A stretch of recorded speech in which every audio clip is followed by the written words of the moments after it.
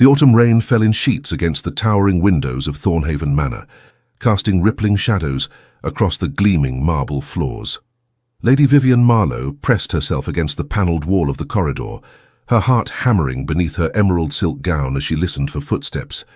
"Lady Vivienne, I know you are nearby. Please, grant me but a moment of your precious time." "Lord Edmund St." Claire's voice echoed through the hallway, earnest and utterly oblivious to the dozens of guests who had begun to notice his increasingly desperate hunt through the Duke's residence. Vivienne squeezed her eyes shut, mortification burning through her chest. This was precisely why she had refused his proposal 3 weeks prior. Edmund was not a terrible man, quite the opposite. The second son of the Earl of Westridge possessed a generous heart, considerable wealth, and impeccable breeding. Her father, the Marquess of Ashmont, had been delighted by the match. Her mother had already begun planning the wedding breakfast. But Edmund St. Clair had one fatal flaw. He possessed not a single shred of social awareness. His courtship had been a relentless assault of overwrought poetry recited at inappropriate moments, bouquets so enormous they required 3 footmen to carry, and declarations of devotion shouted across crowded ballrooms. When she had gently, so very gently, declined his proposal, citing their incompatibility, he had nodded thoughtfully, patted her hand, and assured her that he understood she was simply nervous about the magnitude of their love. He had not understood at all. "Vivienne, my darling dove, your beauty outshines even the stars themselves." She could hear him now, just around the corner, apparently comparing her to celestial bodies, while the Duchess's other guests tittered behind their fans. Vivienne's cheeks flamed. She needed to escape, to hide, to disappear, until Edmund finally accepted that she was not, had never been, and would never be his darling dove. Her eyes fell upon a door, heavy oak, slightly ajar, with no light spilling from within.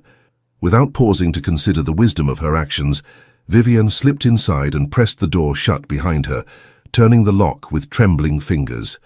The room was warm and dimly lit by a single branch of candles and the glow of a well-tended fire.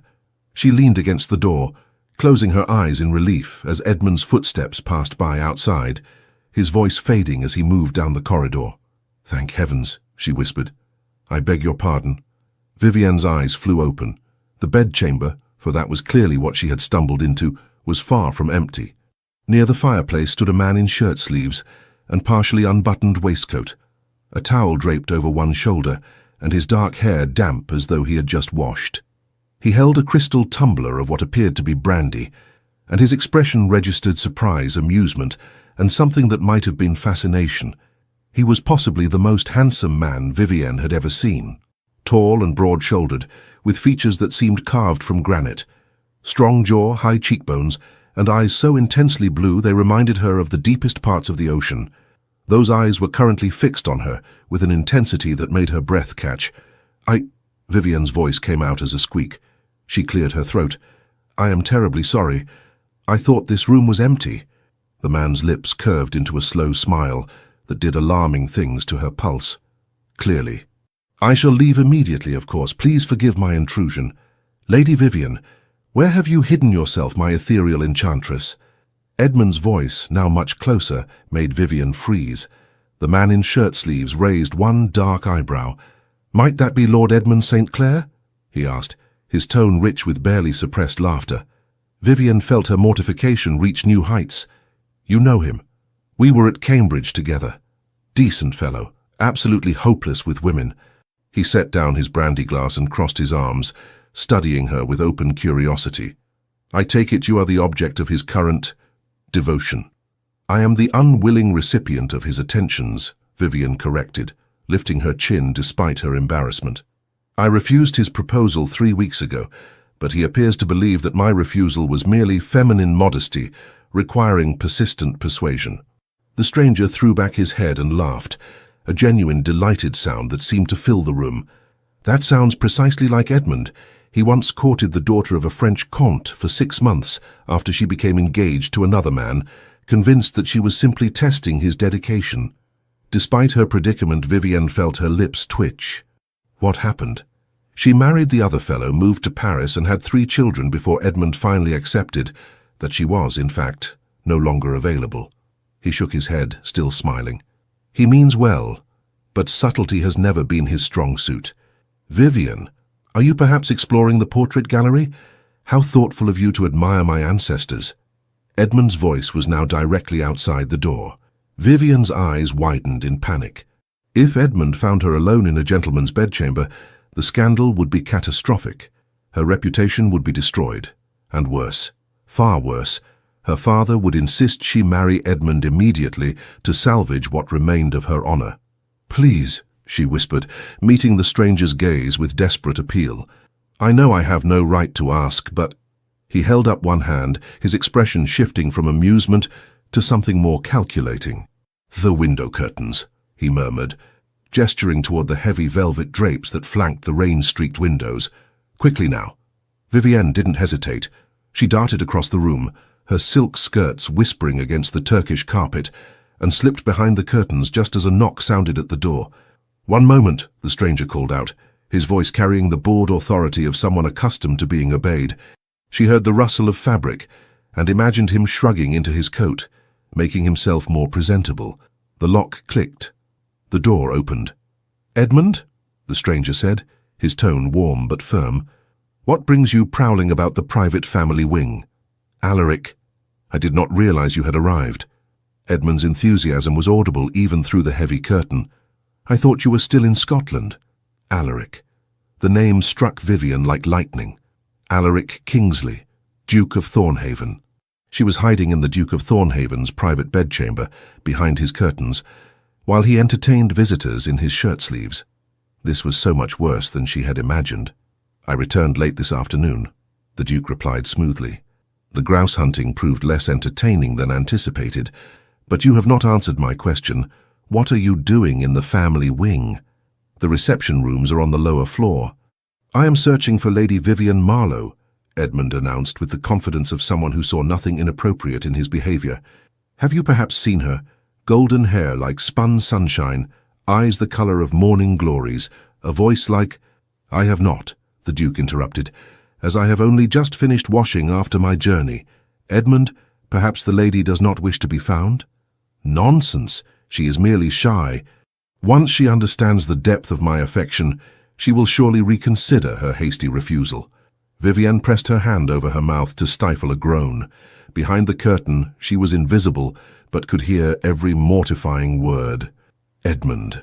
The Duke's voice had taken on a note of patient exasperation. As your friend, I must tell you, if a lady refuses your proposal, continuing to pursue her is not romantic. It is uncomfortable. But you do not understand the situation. I understand perfectly well. I also understand that my mother's guests are likely wondering why one of them is racing through the corridors bellowing poetry. Perhaps you should return to the drawing room before someone assumes the house is on fire. There was a long pause. Vivienne held her breath. I suppose you may be correct, Edmund finally conceded. But if you should see Lady Vivienne, will you tell her that I await her in the music room? I have composed a sonnet in her honor. How thoughtful, the Duke said dryly. I shall be certain to convey your message should I encounter the lady. Now, if you will excuse me, I must finish dressing for dinner. More footsteps, the door closing, the lock clicking once more. Vivienne waited, hardly daring to breathe, until she heard the Duke's voice, warm with amusement. You may emerge from your hiding place, Lady Vivienne. The coast is, as they say, clear. She stepped out from behind the curtain, her face burning. I cannot possibly express how mortified. Please do not. The Duke, Alaric, held up one hand, his blue eyes dancing with mirth. This is the most entertaining homecoming I have had in years. Edmund hunting you through my mother's house like an over-eager hound while you hide in my bedchamber. It is the stuff of theatrical farce. Despite her embarrassment, Vivienne felt a laugh bubble up in her throat. It is ridiculous, is it not? Completely absurd. He crossed to the sideboard and poured a second glass of brandy, offering it to her. When she hesitated, he smiled. I promise I am quite safe. Despite Edmund's apparent belief that all gentlemen are prone to compose terrible poetry and pursue unwilling ladies, consider it medicinal. You look as though you could use it. Vivienne accepted the glass, taking a small sip. The brandy burned pleasantly down her throat, warming her from within. You are very kind, Your Grace. Alaric, please, we are co-conspirators now, after all. He settled into a leather chair near the fire, gesturing for her to take the opposite seat. Tell me, how long has Edmund been conducting this campaign? 3 weeks. Vivienne sank gratefully into the offered chair, her legs suddenly weak with relief. 3 weeks of flowers, poems, serenades beneath my window, and increasingly dramatic declarations in public spaces. My father thinks I am being foolish to refuse such an advantageous match. My mother has begun hinting that my standards are too high. And what do you think? The question surprised her. Most men of her acquaintance never asked what she thought, only what she felt, as though women were incapable of rational consideration. I think, Vivienne said slowly, meeting his gaze, that marriage to Edmund would be a slow death of the spirit. He is not cruel or unkind, but he sees me as a prize to be won, a perfect object to be placed upon a pedestal and admired. He has no interest in who I actually am, my thoughts, my opinions, my preferences. When I tried to explain this during his proposal, he simply assured me that my beauty needed no improvement through education or conversation. Alaric's expression darkened. The fool. He meant it as a compliment. That makes it worse, not better. The Duke leaned forward, his elbows resting on his knees. You are absolutely correct to refuse him. Marriage should be a partnership of equals, not a man acquiring a decorative wife to display like a particularly fine painting. Vivienne felt something warm unfurl in her chest. You believe that? I do. His voice was firm, certain. My own parents shared such a partnership. My father valued my mother's counsel above all others, and she challenged him constantly to be a better man, a better duke, a better father. Their love was built on respect, friendship, and genuine affection, not empty flattery and suffocating adoration. That sounds wonderful, Vivienne said softly. My parents, they are content enough, I suppose, but theirs was an arranged match. They are cordial to one another, nothing more. Is that what you want for yourself? Cordial contentment? No. The word came out fierce, surprising them both. I want what your parents had. I want someone who sees me, truly sees me, and values what they find. I want conversation and laughter and— She broke off, embarrassed by her own vehemence. And passion, Alaric finished quietly. His blue eyes held hers, and Vivienne felt heat rise in her cheeks that had nothing to do with the fire. The clock on the mantelpiece chimed the hour, a gentle reminder that the dinner bell would ring soon. I should go, Vivienne said reluctantly, setting down her glass. I have intruded on your hospitality long enough, and if anyone discovers I was here, then we shall ensure no one discovers it. Alaric rose smoothly to his feet. The servants' stair at the end of the corridor connects to the main floor near the ladies' retiring room. If you use that route, no one will see you emerge from the family wing. You would help me further, even after I invaded your privacy so dramatically? My lady. His smile was pure mischief. This is the most interesting evening I have spent in months. Consider it my pleasure to aid in your escape. Though I confess, I am curious to witness Edmund's face when he learns we are both attending the same dinner. Vivienne felt her own smile bloom. We have never met before this moment, Your Grace. Precisely. He offered his arm, escorting her to the door. I am simply a traveller returned home, and you are simply one of my mother's many guests. No connection whatsoever. At the door, Vivienne paused, looking up at him. Thank you, Alaric. Truly. The pleasure, he said softly, was entirely mine, Vivienne. The way he said her name, low and warm without Edmund's theatrical flourishes, sent a shiver down her spine that had nothing to do with the cool corridor air. She slipped through the door and made her way to the servants' stair, her heart racing.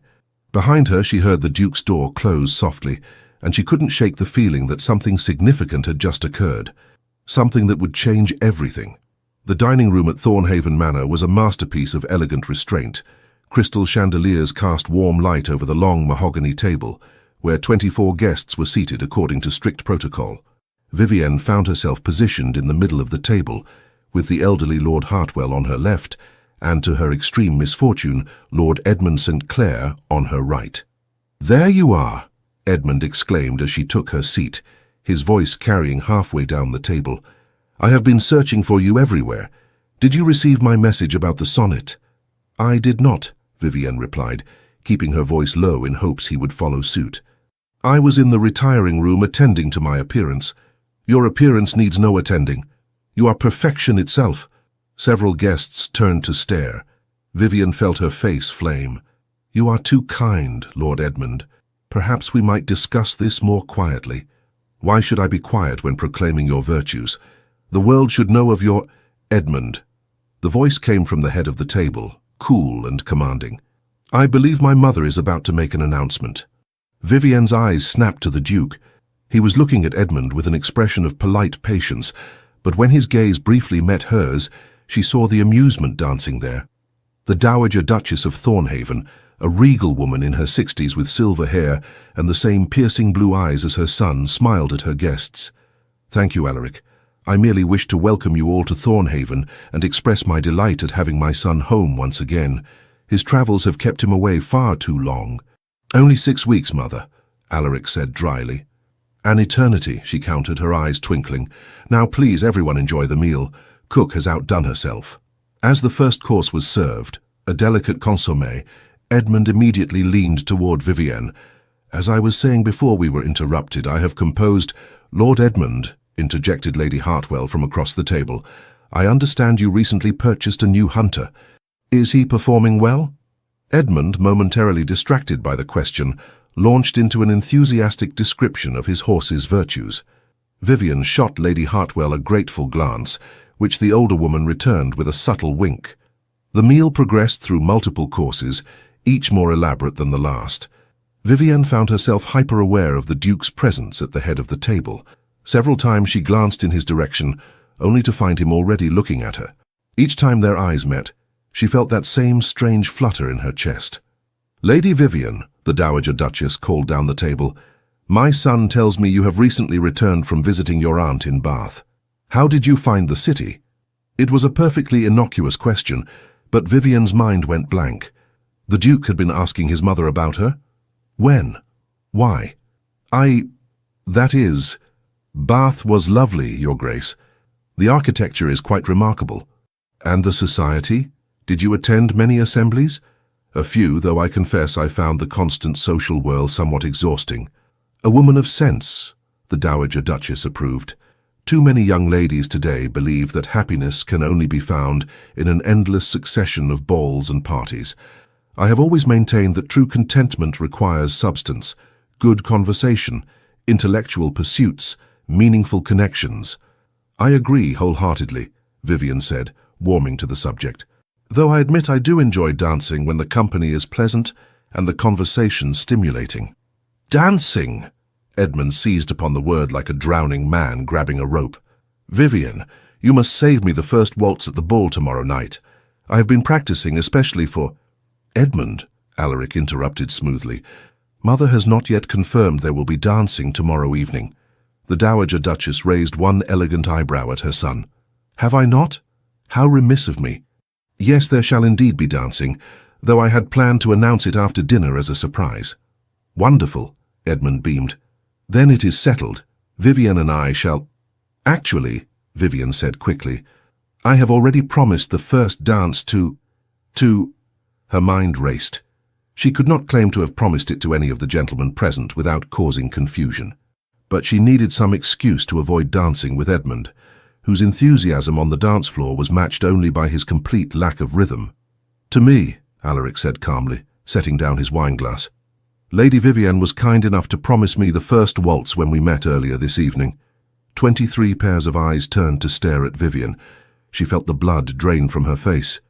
When we met, Edmund's confusion was evident. But, Alaric, you said you had not seen... In the drawing room before dinner, the Duke clarified, his expression perfectly composed. A brief introduction, nothing more. Lady Vivienne mentioned she enjoyed waltzing, and I asked if she would honor me with the first dance. She graciously agreed. It was a plausible lie delivered with such casual confidence that no one thought to question it, except Edmund, whose face had taken on a peculiar expression, part confusion, part suspicion. How strange, he said slowly. I was in the drawing room before dinner and I did not see either of you there. You were likely too occupied searching the corridors, Lady Hartwell suggested kindly. I believe half the guests heard you calling for Lady Vivienne throughout the house. Mortified laughter rippled around the table. Edmund flushed but rallied quickly. "I was merely concerned for her well-being. When a lady disappears, a gentleman must—" "Edmund," Alaric said, his voice gentle but firm, "I believe Lady Vivienne is quite capable of managing her own well-being without requiring a search party." Their eyes met across the table, Alaric steady and slightly challenging, Edmund's confused and hurt. Vivienne felt a twinge of sympathy for Edmund, despite everything. He truly did not understand why his behavior was inappropriate. "I appreciate your concern, Lord Edmund," she said carefully. "But His Grace is correct.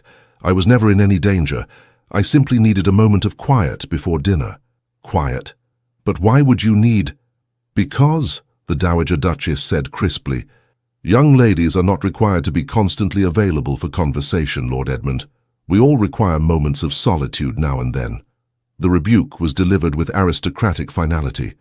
Edmund subsided into silence, though he continued to dart confused glances between Vivienne and Alaric throughout the remainder of the meal. When the ladies withdrew to allow the gentlemen their port, Vivienne found herself cornered by the Dowager Duchess near the drawing-room fire. "Walk with me, child," the older woman said, taking Vivienne's arm and steering her toward the windows that overlooked the darkened gardens. "I wish to speak with you privately." Vivienne's heart sank. Had the Duchess somehow discovered her earlier intrusion into Alaric's room? "I hope I have not offended your Grace. If my acceptance of the Duke's invitation to dance was presumptuous—" "Nonsense," the Duchess interrupted briskly. "I am not concerned about a dance. I am concerned about Lord Edmund's pursuit of you, which has apparently grown quite determined." Vivienne blinked in surprise. "You noticed?" "My dear girl, the entire county has noticed. The man proclaimed his devotion to you during Sunday service last week, causing poor Reverend Blackburn to lose his place in the sermon." The Duchess's lips twitched with suppressed amusement. "Your discomfort this evening was painfully obvious, and I wish to assure you that you are welcome to remain at Thornhaven for as long as you like. If Lord Edmund's attentions become too tiresome, simply say the word, and I shall have my son deal with him." "That is extraordinarily kind, but I could not possibly impose—" "It is not an imposition," the Duchess said firmly. "I invited you here because your mother is an old friend, but also because I have heard excellent things about your character from multiple sources. You are intelligent, well-read, and possessed of both wit and compassion. In short, you are precisely the sort of young woman I wish to know better." Warmth spread through Vivienne's chest. "Thank you, Your Grace. I am honored." "Good." The Duchess patted her arm. "Now I also wish to mention that my son is not in the habit of inviting young ladies to dance at a moment's notice. In fact, Alaric generally avoids dancing whenever possible, claiming it is an inefficient method of conversation. That he specifically requested the first waltz with you is noteworthy." Vivienne's cheeks heated. "I believe he was simply being kind, offering me an escape from Lord Edmund's enthusiasm." "Perhaps." The Duchess's blue eyes, so like her son's, studied Vivienne with disconcerting intensity. "Or perhaps he found something in you that caught his interest. My son is many things, but he is not charitable without reason." Before Vivienne could formulate a response, the gentlemen rejoined them, bringing with them the scent of tobacco and port. Alaric made his way directly to his mother's side, bending to kiss her cheek. "Interrogating my dance partner, Mother?" he asked, his tone light but his gaze sharp. "Simply getting to know her better, darling. Lady Vivienne and I were discussing literature. Did you know she has read Mr. Wordsworth's latest collection?" "I did not, though I am not surprised. Lady Vivienne strikes me as a woman of considerable intellectual depth." He said it so casually, without a trace of Edmund's effusive flattery, yet Vivienne felt the compliment more keenly than any of Edmund's elaborate declarations. "You are too kind, Your Grace," she murmured. "Not at all. I simply speak the truth." Their eyes held for a moment too long. The Dowager Duchess cleared her throat delicately. "Alaric, dear, would you be so good as to fetch me some tea? I find myself quite parched." "Of course." He bowed slightly and moved toward the tea service, leaving Vivienne alone with his mother once more. "Noteworthy indeed," the Duchess murmured, watching her sons retreating back with an expression of satisfaction. "Very noteworthy indeed." The rest of the evening passed in a pleasant blur of conversation and music. Several guests performed at the pianoforte, including Edmund, who sang a ballad of his own composition that was mercifully short, if painfully earnest. Vivienne found herself drawn into conversation with Lady Hartwell and her daughter, Miss Caroline Hartwell, who proved to be delightful company. Caroline was near Vivienne's own age, with warm brown eyes and an infectious laugh. "I must confess," Caroline whispered as Edmund launched into another performance, "I have been watching the Duke watch you all evening. He has barely taken his eyes from you." "Nonsense," Vivienne protested, even as her heart skipped. "He is simply being polite." "Vivienne, I have known Alaric Kingsley since we were children. That man is never simply polite. He is either genuinely interested or completely indifferent, and there is no mistaking which category you fall into."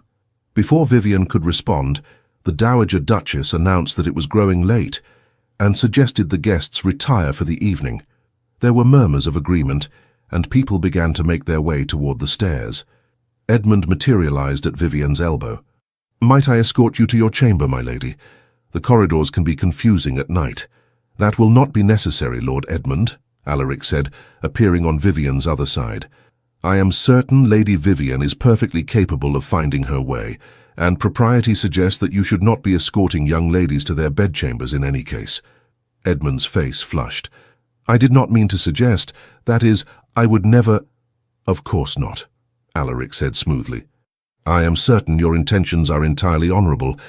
Nevertheless, I believe the ladies are quite capable of managing on their own. Come, let me show you that new brandy I acquired in Scotland. I value your opinion on such matters."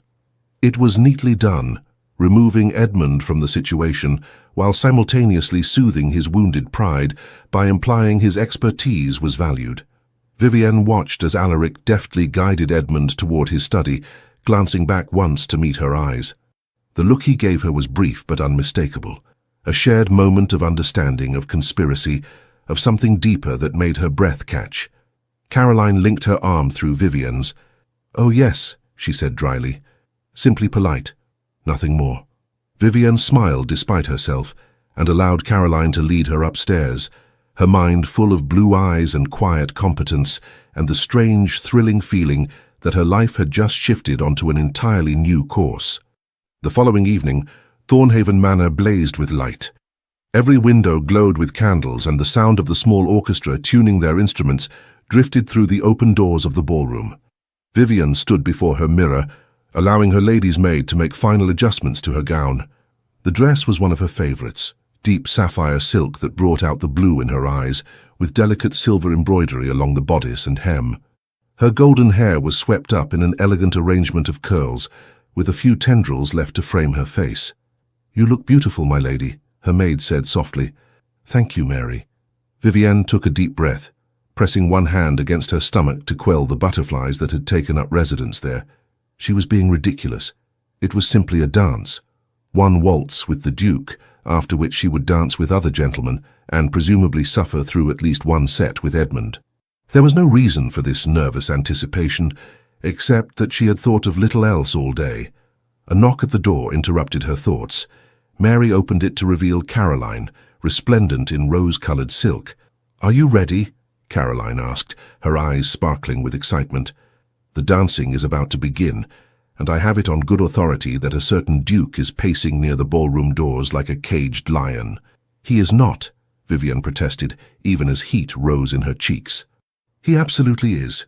My brother just told me. Apparently Alaric has been asking every 5 minutes whether the ladies have come down yet." Caroline took Vivienne's hand and pulled her toward the door. "Come along. We must not keep his grace waiting." They descended the grand staircase together, the sound of music and laughter growing louder with each step. The ballroom was magnificent, all golden light and gleaming marble, with massive arrangements of white roses filling the air with their perfume. Vivienne's eyes immediately sought out Alaric. He stood near the entrance, deep in conversation with an older gentleman, but the moment she appeared, his attention shifted entirely. Their gazes locked across the crowded room, and Vivienne felt that now familiar flutter in her chest. He looked devastating in formal evening wear. Black coat fitted perfectly to his broad shoulders, white cravat tied with mathematical precision, and those blue eyes fixed on her with an intensity that made her forget to breathe. "Good heavens," Caroline murmured. "If he continues looking at you like that, the entire assembly will be gossiping before the first dance even begins." Alaric excused himself from his conversation and made his way through the crowd with the easy confidence of a man who owned everything around him, which Vivienne supposed he essentially did. "Lady Vivienne," he said, bowing over her hand, "you look radiant this evening." "Thank you, Your Grace, you are very kind. I am very honest." His thumb brushed across her knuckles, a touch so brief it might have been accidental, except for the way his eyes held hers. "I believe you promised me the first waltz." "I did," she managed, her voice steadier than she felt. "Excellent." He offered his arm. "Shall we?" As they moved toward the dance floor, Vivienne caught sight of Edmund watching them from across the room, his expression troubled. She felt a pang of guilt, but pushed it aside. She had done nothing wrong, refused a proposal kindly, attempted to avoid confrontation, and accepted a dance from another gentleman. If Edmund chose to see conspiracy in innocent actions, that was his burden to bear, not hers. The orchestra struck up the opening notes of a waltz. Alaric's hand settled at her waist, warm and solid through the silk of her gown, while his other hand clasped hers. For a moment they simply stood there, and Vivienne was acutely aware of how close they were, closer than propriety typically allowed outside of dancing. Then they began to move. Alaric was an exceptional dancer, strong and confident, guiding her through the steps with effortless grace. Vivienne had waltzed many times before, but never had it felt like this, like floating, like flying, like the entire world had narrowed to just the two of them. "You dance beautifully," Alaric said quietly, his voice pitched for her ears alone. "As do you. I confess I am surprised. Your mother mentioned you typically avoid dancing." "I do. I find most social dancing tedious, too much effort expended on maintaining conversation while trying not to tread on one's partner's toes." His lips curved into a slight smile. "But this is different." "How so?" "I find I do not mind the effort when the partner is worth it." Vivienne's breath caught. "Your Grace."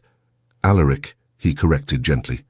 "When we are alone, or as alone as one can be in a ballroom full of people, I would prefer you call me Alaric. That seems rather forward, given we only met yesterday." "Did we?" His eyes danced with amusement. "It feels as though I have known you much longer, perhaps because our first meeting was so unconventional." Despite herself, Vivienne laughed. "Hiding in your bedchamber behind the curtains while you rescued me from my persistent suitor. Yes, I would say that was unconventional indeed. And yet, I find I would not change a moment of it." His hand tightened fractionally at her waist, drawing her almost imperceptibly closer. "Tell me, Vivienne, for we are using given names now, I hope, what do you want from life?" The question surprised her. "What do I want?" "Yes. Not what your parents want for you or what society expects. What do you want?" No one had ever asked her that before. Vivienne found herself answering with more honesty than she had intended.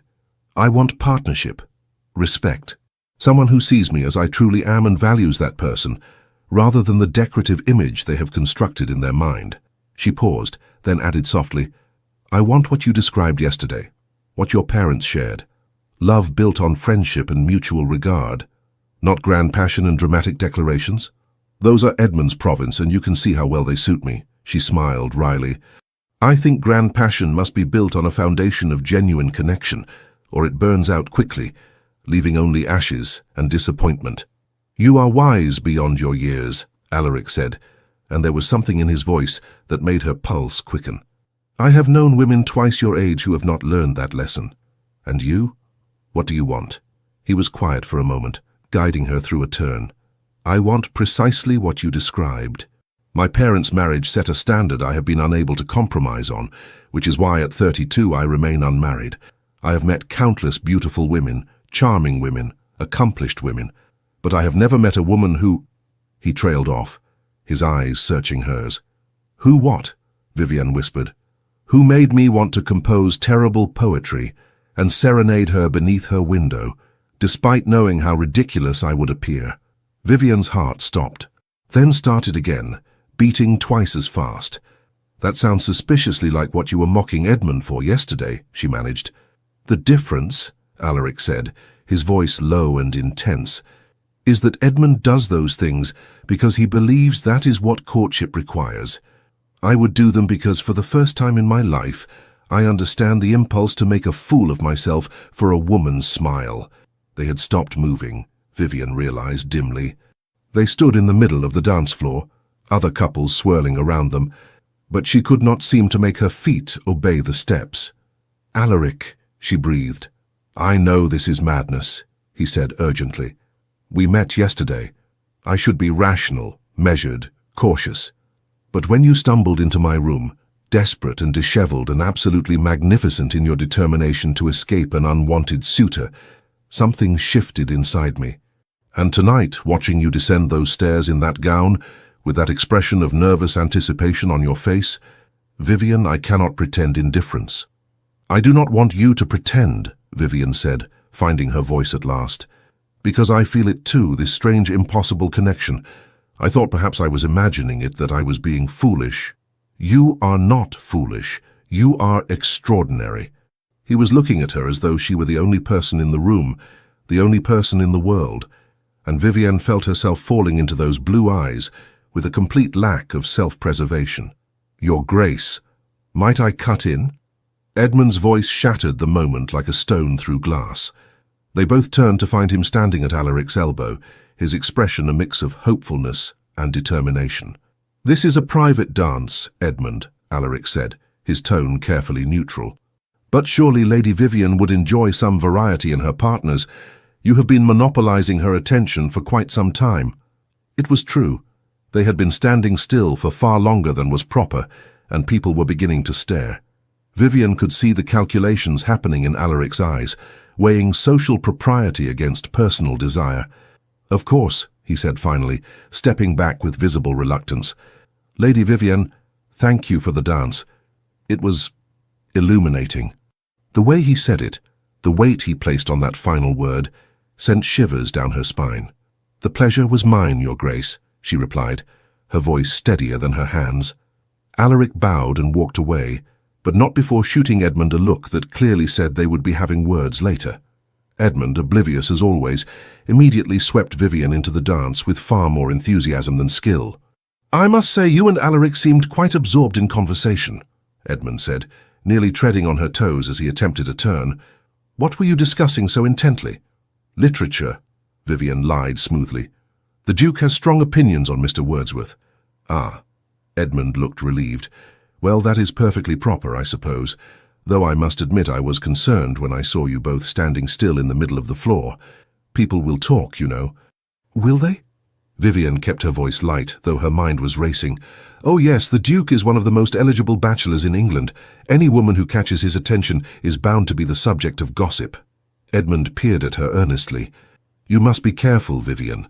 A man of his position might enjoy a flirtation, but he will ultimately marry someone of impeccable breeding and social standing." The implication was clear. You are not good enough for a duke. Vivienne felt anger flash through her, hot and unexpected. "My father is a marquess, Lord Edmund. My breeding and social standing are quite impeccable." "Oh, I did not mean to suggest otherwise. I simply meant that you should guard your heart. I would hate to see you hurt by false hopes." "How thoughtful," Vivienne said through gritted teeth. "And what of your hopes, Lord Edmund? Are they not also false?" His confusion was almost comical. "My hopes? You continue to pursue me despite my clear refusal of your proposal. Is that not also a false hope? But that is different. My love is true and constant. I know that eventually you will see—" "Edmund!" Vivienne stopped dancing, forcing him to halt as well. Around them other couples continued to move, but she no longer cared about propriety or gossip. "I will not change my mind. I am sorry if that causes you pain, but you must accept it. We would not suit. We do not suit. Please, for both our sakes, let this pursuit end." His face crumpled like a child denied a promised treat. "But I love you." "You love an idea of me," Vivienne said, gentler now. "You love my appearance, perhaps, or the notion of having me as your wife. But you do not know me, Edmund. You have never once asked what I think, what I dream about, what I fear. You compose sonnets about my beauty, but have no interest in my thoughts." "That is not true. I value your thoughts greatly." "Then tell me, what is my favorite book? What subject do I most enjoy discussing? What makes me laugh?" When he simply stared at her, speechless, she sighed. "You cannot answer because you have never asked. And that, Edmund, is why we would never be happy together.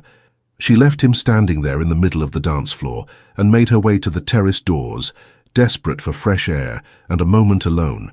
The cool night air was a relief after the stuffy ballroom, and she leaned against the stone balustrade, closing her eyes. That was bravely done. Vivienne's eyes flew open. Alaric stood in the shadows near the door, his expression unreadable. "How long have you been there?" "Long enough to hear you reduce poor Edmund to stunned silence." He moved closer, the moonlight casting his features in silver and shadow. "I believe that is the kindest rejection I have ever witnessed. It was long overdue. I should have been more direct from the beginning. Perhaps." He was standing very close now, close enough that she could see the complex shades of blue in his eyes. "Though, I confess, I am selfishly glad you have finally closed that door. It makes this somewhat less complicated." "This." Instead of answering, he reached up and very gently tucked a loose curl behind her ear, his fingers lingering against her cheek.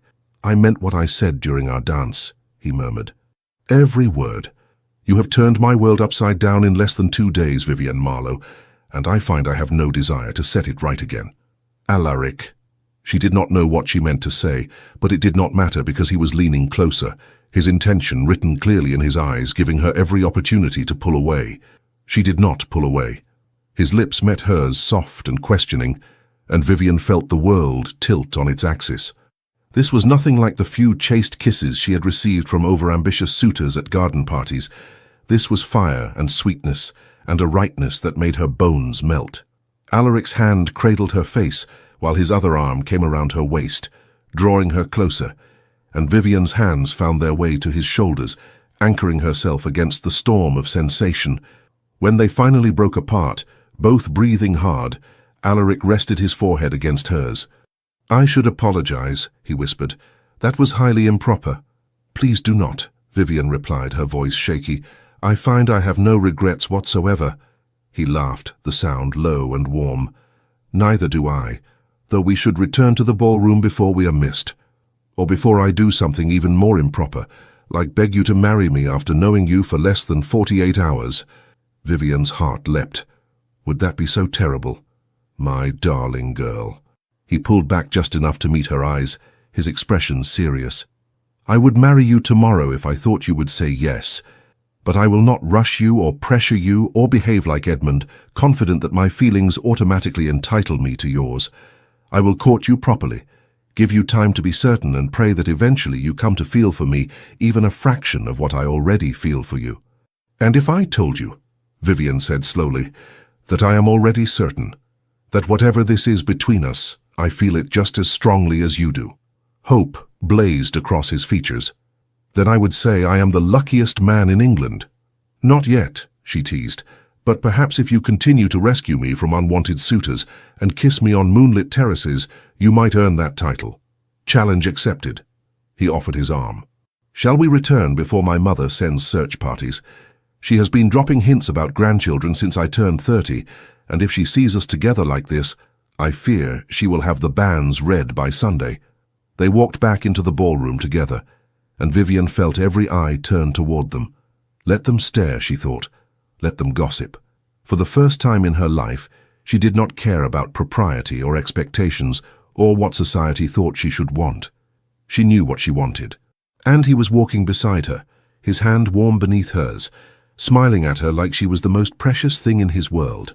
The morning sun streamed through the breakfast room windows as Vivienne pushed eggs around her plate, unable to eat, despite the delicious spread before her. Across the table, Caroline was watching her with barely concealed amusement. "You are going to wear a hole in that plate if you continue staring at it so intently," Caroline observed.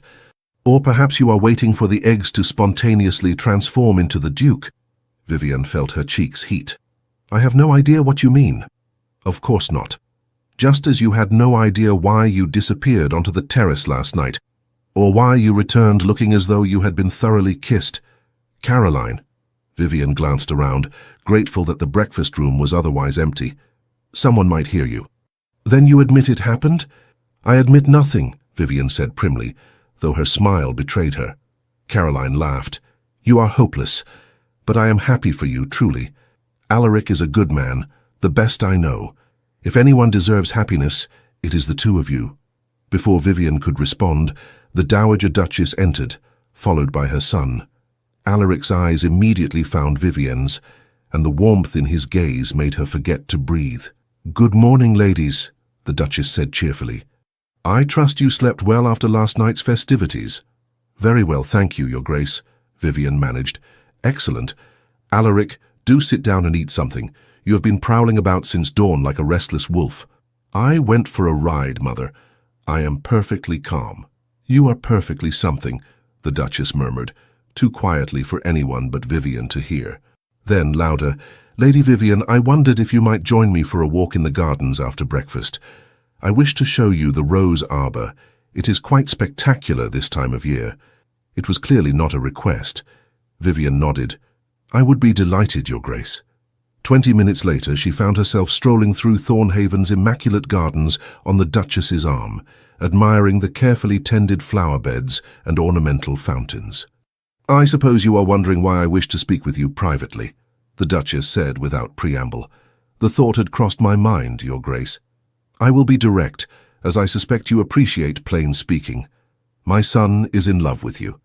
Vivienne stumbled slightly. The Duchess steadied her with a firm hand. We have only just met. Surely it is too soon. For most people, perhaps, but Alaric is not most people. He is methodical, careful, and extraordinarily difficult to surprise. Yet you have managed to turn him into a lovesick fool in less than 2 days." The Duchess's tone was matter-of-fact, but her eyes were kind. "I have not seen him this animated since his father died 5 years ago. You have brought light back into his life, Lady Vivienne, and for that alone I would be inclined to like you."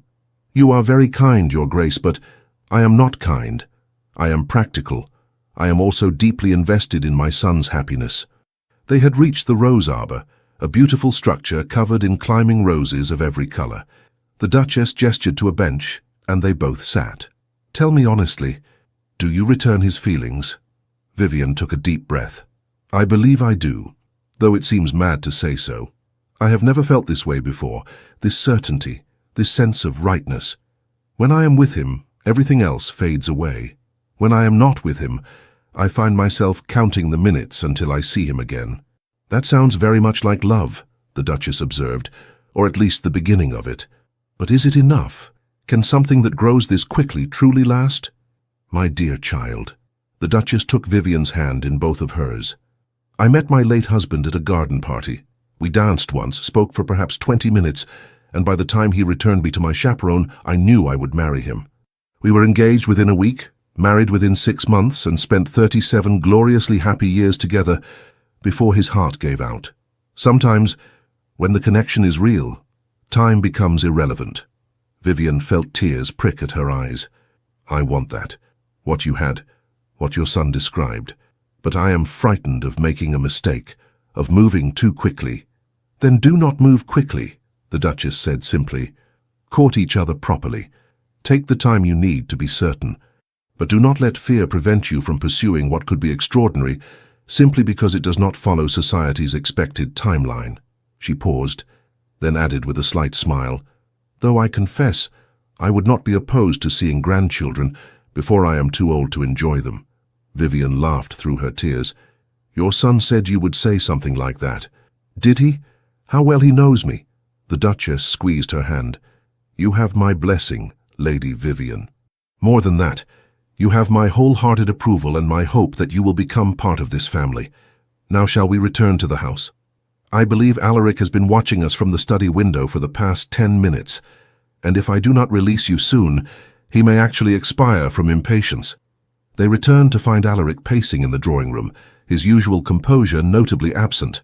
He looked up as they entered, his expression anxious. "Mother, might I steal Lady Vivienne for a moment? I wish to show her the library." "By all means," the Duchess said serenely, "though I suggest you actually show her the library rather than simply using it as an excuse for privacy." "Mother," Alaric said, pained, "I am simply ensuring you remember proper behavior, darling. Lady Vivienne's reputation must be protected, even here in our own home." "I am well aware of that, thank you." He offered Vivienne his arm. "Shall we?" The library was a magnificent room, 2 stories tall with floor-to-ceiling shelves packed with leather-bound volumes. A fire crackled in the hearth, and comfortable chairs were scattered throughout, creating intimate reading nooks.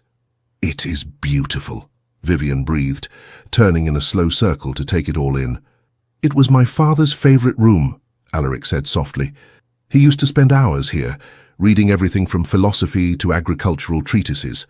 When I was a boy, he would let me sit in his lap while he read aloud, even when I was too young to understand the words." "You miss him?" "Every day." He moved to stand beside her at one of the tall windows overlooking the grounds.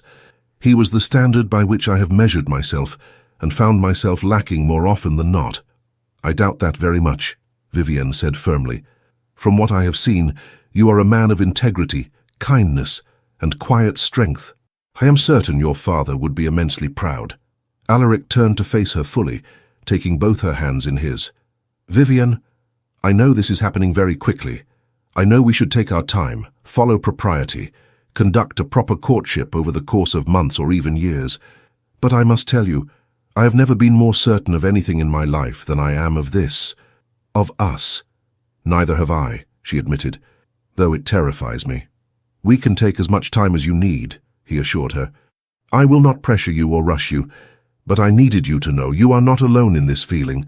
Whatever this is that has grown between us, I am feeling it just as intensely as you are."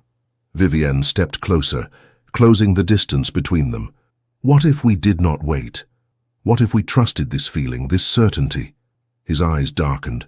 "What are you saying?" "I am saying that I do not want a lengthy courtship filled with chaperoned visits and stilted conversation. I want you, Alaric. I want a partnership like your parents had, respect, friendship, passion. I want to wake up each morning knowing that I chose the right person and that he chose me in return." She took a shaky breath. "I am saying that if you were to ask me to marry you, I would say yes." For a moment he simply stared at her, then slowly he sank to one knee, never breaking eye contact. "Vivienne Marlowe," he said, his voice rough with emotion, "would you do me the extraordinary honor of becoming my wife? I promise to value your thoughts, respect your opinions, make you laugh every day, and love you with everything I am for as long as I live." Tears spilled down Vivienne's cheeks. "Yes, yes, 1,000 times yes." He surged to his feet and pulled her into his arms, kissing her with a passion that left them both breathless. When they finally broke apart, both laughing and crying, Vivienne realized they were no longer alone. The Dowager Duchess stood in the doorway, her hand pressed to her chest, tears streaming down her face. Behind her, Caroline was grinning broadly. "I heard shouting," the Duchess said, her voice thick with emotion. "I thought perhaps something was wrong, but I see I was quite mistaken." "Mother," Alaric said, keeping one arm firmly around Vivienne's waist, "we are engaged." "I gathered as much from the kissing," the Duchess replied dryly, though her smile was radiant. "Caroline, fetch my husband's ring from my chambers and send word to the Marquis of Ashmont. He will want to know his daughter is marrying a duke." "Immediately, Your Grace." Caroline practically ran from the room.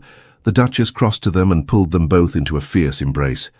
"Welcome to the family, my dear girl. You have made an old woman very happy indeed." The next 3 months passed in a whirlwind of wedding preparations, formal announcements and social obligations. Vivienne's parents, initially shocked by the speed of the engagement, were ultimately delighted by the advantageous match. Her mother spent weeks planning the wedding breakfast, while her father gruffly expressed his approval of Alaric's character and prospects. Edmund, upon hearing the news, had retreated to his family's estate in the country. He sent a brief note congratulating them both and wishing them every happiness, a gesture that Vivienne appreciated more than she could say. She hoped he would eventually find someone who could return his affections, someone who valued his earnest devotion. The wedding itself was held at Thornhaven's private chapel, a small but beautiful ceremony attended by close family and friends. Vivienne wore her mother's wedding dress, altered to fit her smaller frame, and carried white roses from the Duchess's garden. When she walked down the aisle on her father's arm, Alaric's expression made her heart skip. He looked at her as though she were the answer to every prayer he had ever uttered, and when they exchanged vows, his voice shook with emotion. "I, Alaric Edward Kingsley, take thee, Vivienne Catherine Marlowe, to be my wedded wife, to have and to hold from this day forward, for better, for worse, for richer, for poorer, in sickness and in health, to love and to cherish, till death us do part. I, Vivienne Catherine Marlowe, take thee, Alaric Edward Kingsley, to be my wedded husband, to have and to hold from this day forward, for better, for worse, for richer, for poorer, in sickness and in health, to love and to cherish, till death us do part. When the vicar pronounced them husband and wife, Alaric kissed her with such tenderness that several guests were seen wiping away tears. The wedding breakfast was a joyous affair, filled with laughter, music, and heartfelt toasts. The Dowager Duchess, her eyes bright with happy tears, stood and raised her glass. To my son and his bride, may your love be as strong and enduring as the one I shared with my late husband. May you find in each other friendship, passion, and partnership. And may you fill this house with laughter, love, and, in due time, the sound of children's feet racing through the corridors. To Alaric and Vivienne, the guests chorused, raising their glasses. Later that evening, as they prepared to retire to the private wing of Thornhaven Manor, Alaric pulled Vivienne into his arms. "Happy, Duchess?" he murmured against her hair. "Deliriously so," she replied, pressing her face against his chest.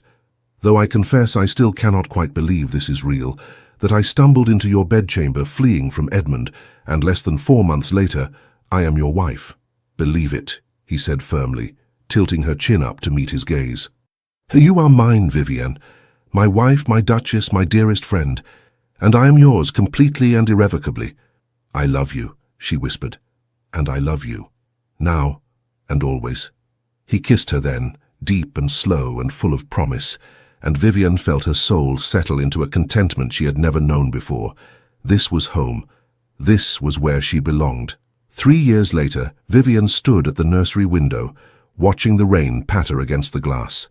Behind her, she could hear the contented sounds of her son playing with wooden blocks, while his nurse kept watchful eyes on him. Thomas Alaric Kingsley, heir to the Thornhaven dukedom, was just over 2 years old and already showing signs of his father's strong will and his mother's curiosity. He had his father's dark hair and his mother's golden eyes, a combination that the Dowager Duchess claimed was absolutely perfect. "There you are." Vivienne turned to find Alaric in the doorway, still dressed in his riding clothes, his hair windswept from his morning gallop across the estate. "Did you have a good ride?" she asked, moving into his embrace. "Excellent, though it would have been better with you." He kissed her forehead, then moved past her to scoop their son into his arms. "And how is my boy today? Have you been good for your mother?" "Papa," Thomas crowed, grabbing fistfuls of Alaric's hair. "Blocks." "I see that. Very impressive blocks." Alaric caught Vivienne's eye over their son's head, his expression warm with love. "You look tired, my dear. Are you feeling well?" "Perfectly well," Vivienne assured him. "Simply a bit overwhelmed by your mother's latest plans for Thomas's birthday celebration. She wishes to invite half the county." "That sounds like Mother." He set Thomas down, and the boy immediately returned to his blocks. "We can tell her to scale back if you prefer a quieter affair." "No, let her have her fun. She adores any excuse to fill the house with people." Vivienne took his hand, guiding it to rest on her still flat stomach. "Besides, by the time of the celebration, we shall have other news to share." Alaric's eyes widened. "Vivienne, are you saying—" "I am with child again," she confirmed, her smile radiant. "The physician confirmed it this morning. We shall have another little one by spring." The joy on his face was everything she could have hoped for. He pulled her into his arms, holding her as though she were made of spun glass. "You have given me everything," he whispered, "more than I ever dreamed possible." "We have given each other everything," she corrected. "A partnership, a family, a love that grows stronger each day. We built this together, Alaric." "That we did." He pulled back just enough to kiss her, tender and sweet. "I love you, Vivienne Kingsley, more than words can express. And I love you, now and always." From his spot on the floor, Thomas looked up at his parents and clapped his hands together. "Mama, Papa, love!" They both laughed, and Vivienne felt her heart swell with such profound happiness that it was almost painful. This was her life now, not the constrained existence she had once imagined, trapped in a marriage to a man who saw her as a prize rather than a person. Instead, she had found a partner who valued her mind as much as her beauty, who made her laugh every day, who supported her dreams and shared his own. She had found her perfect match in the most unexpected way, by running into a bedchamber, fleeing an unwanted suitor, only to discover the man who would become her everything waiting on the other side. As Alaric lifted their son onto his shoulders and made him giggle with delight, the Dowager Duchess appeared in the doorway, her expression knowing. "I thought I heard laughter," she said, her eyes taking in the scene with obvious satisfaction. "And might I be correct in detecting a certain glow about you, Vivienne dear?" "You might," Vivienne confirmed, unable to keep the smile from her face. The Duchess clapped her hands together. "Wonderful, another grandchild. Oh, I must send word to, but no, we shall wait until after Thomas's celebration to make the announcement. No need to steal his moment." She bustled off, already making plans, her happiness evident in every step. Alaric set Thomas back down and pulled Vivienne close once more. Outside, the rain had stopped, and sunlight was beginning to break through the clouds, casting golden light across the nursery. "Do you remember," he said softly, "when I told you that you had turned my world upside down, and I had no desire to set it right again?" "I remember everything about that night," Vivienne replied. "I meant every word. You are my world, Vivienne. You and our children, this life we are building together. I wake each morning grateful for the day you ran into my bedchamber, desperate and magnificent, and changed everything." "As am I," she whispered. "As am I." And as they stood there in the soft afternoon light, their son playing at their feet and another child growing beneath her heart, Vivienne knew with absolute certainty that this was exactly where she was meant to be. Not in a marriage of convenience or social expectation, but in a true partnership, built on respect, friendship, passion, and a love that had sparked to life in the most unexpected moment and would burn bright for all their days. This was their happily ever after, and it was perfect. Epilogue. Years later, the great hall at Thornhaven Manor rang with laughter and music as 3 generations gathered for the annual harvest celebration. Vivienne, now in her 50s, sat beside Alaric watching their grandchildren race through the crowd with the same wild energy their own children had once possessed. Thomas, now a man of 30 with children of his own, stood near the fireplace deep in conversation with his younger brother, Edmund Kingsley, named for the man whose clumsy courtship had inadvertently brought their parents together. Their sister Catherine danced nearby with her husband, her resemblance to her grandmother so striking that the Dowager Duchess, who had passed peacefully in her sleep 5 years prior, would have been delighted. "They grow so quickly," Alaric murmured, taking Vivienne's hand in his. His hair was now more silver than dark, and lines creased the corners of his eyes, but to Vivienne he was as handsome as the day she had stumbled into his bedchamber all those years ago. "They do," she agreed. "Sometimes I can scarcely believe that nervous girl who hid behind your curtains became this." "Became what?" "Happy. Completely. Thoroughly happy." Alaric lifted her hand to his lips, pressing a kiss to her knuckles. "As am I, my love. As am I." Across the room, young Thomas, their eldest grandson, tugged on his mother's skirts. "Mama, tell us again how grandmother and grandfather met." Catherine laughed. "You have heard that story 100 times." "But it is the best story," the boy insisted. Their son Thomas, overhearing, grinned at his parents. "Shall I tell them, or would you prefer to?" "Oh, let them tell it," Vivienne called out. "We lived it. You can only relay it second-hand." The younger generation gathered around as Alaric and Vivienne recounted the tale, his embellishing certain moments for dramatic effect, hers correcting his exaggerations with affectionate exasperation. They spoke of hidden curtains and persistent suitors, of moonlit terraces and hasty proposals, of a love that had defied expectations and lasted through every challenge life could throw at them. When they finished, their granddaughter, a serious child of 8 with Vivienne's golden eyes, tilted her head thoughtfully. "So Lord Edmund was not truly terrible?" she asked. "No, sweetheart," Vivienne said gently. "He was simply young and foolish, as we all were once. He meant well, even if his methods were misguided." "And he did eventually marry," Alaric added. "A lovely woman who appreciated his earnest nature and matched his enthusiasm. They had 7 children, last I heard, and he never once composed poetry about any of them." The adults laughed while the children giggled, not entirely understanding but caught up in the joy of the moment. As the evening wore on and the younger generation drifted back to their celebrations, Vivienne and Alaric found themselves alone on the same terrace, where he had first kissed her decades ago. "Do you ever wonder," Vivienne asked, "what our lives would have been like if I had not run into your room that night? If I had chosen a different door, or if Edmund had given up his pursuit, or if you had not been so kind?" "Never," Alaric said firmly, "because I believe we would have found our way to each other somehow. Perhaps not that night, perhaps not in such a dramatic fashion, but eventually. Some connections are simply inevitable. You think we were fated to meet? I think," he said carefully, "that you were worth waiting for, worth searching for, worth every moment of uncertainty and hope. And I think that when two people are truly meant to be together, the universe has a way of arranging things." Vivienne leaned into his embrace, breathing in the familiar scent of him, sandalwood and horse and home. "I love you," she whispered. "After all these years, through all our joys and sorrows, I love you more now than I did on our wedding day." "And I you," he replied, his voice thick with emotion. "You are my greatest adventure, Vivienne Kingsley. My dearest friend, my fiercest supporter, the love of my life." Inside, someone struck up a waltz, the same melody they had danced to on that fateful night so many years ago. Alaric offered his hand with a courtly bow. "May I have this dance, Duchess?" "Now and always, my love," she replied, taking his hand. "Now and always." And as they waltzed beneath the stars, surrounded by the sounds of their family's laughter and the warm glow of Thornhaven's lights, Vivienne knew that every choice she had made, every moment of fear overcome, every risk taken, had been worth it.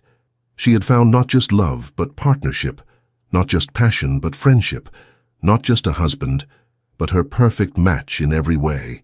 And that, she thought, as Alaric spun her through the final turn and pulled her close, was the greatest blessing of all. The end. Thank you for staying with us until the end of this beautiful journey. We hope this story touched your heart as deeply as it touched ours. Please subscribe to our channel, like the video, leave a heartfelt comment, and share it with someone who loves powerful romance stories. Your support, truly from the bottom of our hearts, motivates our team to keep bringing you new tales of love, redemption, courage, and the healing power of second chances. Don't forget, at the end of the video, another suggested story will appear. Click it and be surprised by more emotional, unforgettable romances just like this one. Thank you for being here, the Legends of the Fall team.